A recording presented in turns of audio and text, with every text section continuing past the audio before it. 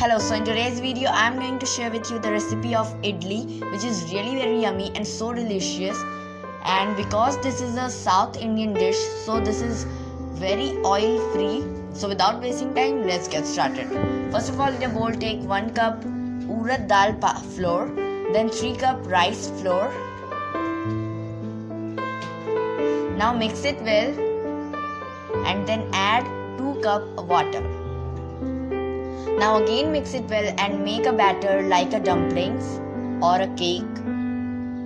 So our batter is done. Now ferment it for 20 hours. After 20 hours, grease the mold using oil.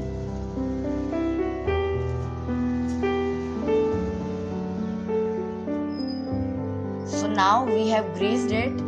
Now put some batter in the mold and then put it in a steamer.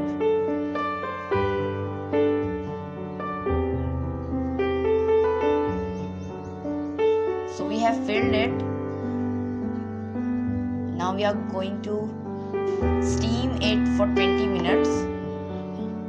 So our idli is done now. Serve it with sambar. This idli is really very spongy. I hope you like it.